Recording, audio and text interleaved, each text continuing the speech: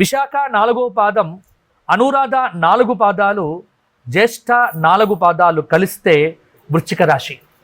వృశ్చిక రాశి వారి ఆదాయం 8, వ్యయం 14, రాజ్యపూజ్యం 4, అవమానం 5.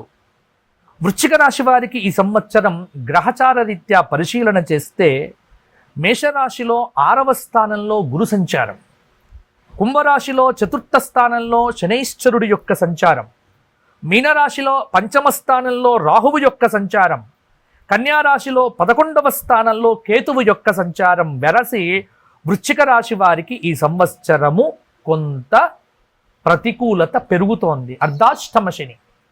ఈ అర్ధాష్టమ శని అనేటువంటిది ఖచ్చితంగా ఇబ్బంది పెడుతుందమ్మా. అయితే కుటుంబ ఆర్థిక విషయాలు సంతృప్తినిస్తాయి.